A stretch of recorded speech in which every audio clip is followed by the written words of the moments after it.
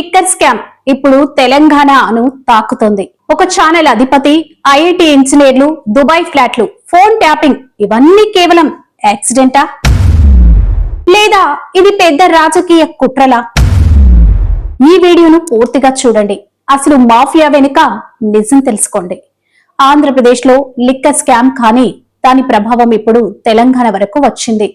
Dubai లో ఒక central apartment, ఒకే flat లో శ్రవణ్ కుమార్, చెవిరెడ్డి భాస్కర్ రెడ్డి అనుచరులు, ఐఐటి ఇంజనీర్లు కలిసి ఉండేవాళ్లు.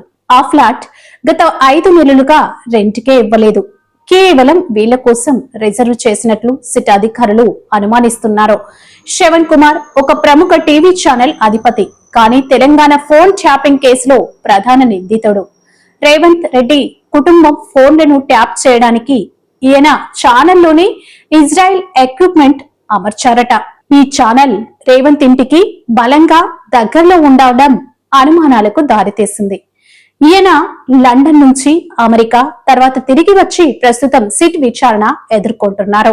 కసిరెడ్డి రాజశేఖర్ రెడ్డి అనుచరులు కిరణ్ కుమార్ రెడ్డి, ప్రకాష్ అనే ఇద్దరు ఐఐటి గరఖ్పూర్ ఇంజనీర్లు. వీళ్ల పని ఏపీలో లిక్కర్ వసూలు, ఇండెంట్లు, మొత్తం డేటా మేనేజ్ చేయడం. ఆ డేటా మొత్తం దుబాయ్ లో దాచేందుకు వీళ్లే ఇంజనీర్లు. 5 లక్షల రెంటల్ విలువ ఉన్న దుబాయ్ అపార్ట్మెంట్ ఇది పూర్తిగా చెవిరెడ్డి అనుచరుల బ్యాచ్ కోసం ఉంచారట. ఇక్కడే data storage, financial planning, scam వ్యవహారాలు జరిగేవని సిట్ అనుమానిస్తోంది. మిథున్ రెడ్డి కంపెనీలో 5 కోట్లు డిపాజిట్ అయ్యాయి. ఆ డబ్బు ఎక్కడి నుండి వచ్చిందో తెలుసుకునేందుకు ఇప్పుడు విచారణ జరుగుతుంది. అరెస్ట్ అవుతానని అంచనా వేసి ముందస్తు బెయిల్ కోసం సుప్రీంకోర్టు వరకు వెళ్లిన మిథున్ రెడ్డి కానీ హైకోర్టులో పిటిషన్ ను డిస్మిస్ చేసింది. లుకౌట్ నోటీసు జారీ అయ్యింది. తుడా చైర్మన్ గా ఉన్న మోహిత్ రెడ్డి తుడా వాహనాల్లో ఎన్నికల సమయంలో డబ్బులు తరలించారన్న ఆరోపణలు. ఇప్పుడు ఆయనను విచారించేందుకు పోలీసులు సిద్ధమవుతున్నారు. ఆయన మాత్రం ముందస్తు బెయిల్ కోసం కోర్టులో ప్రయత్నిస్తున్నాడు.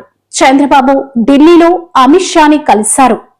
ఈ స్కామ్ వివరాలు ఆయనకి వివరించినట్లు సమాచారం.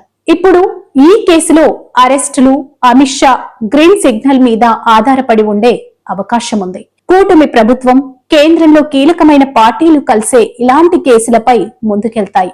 Liquor scam, phone tapping, Dubai data ఇవన్నీ రాజకీయ శక్తుల గేమ్ మాత్రమేనా? లేదా ప్రజల పాలనను పాడు చేసే అసలు మాఫియా బయటపడుతోందా?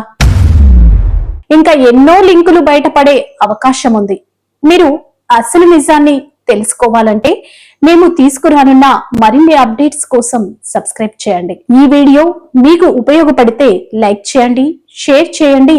సత్యాన్ని తెలుసుకోవాలంటే మాతో ఉండండి.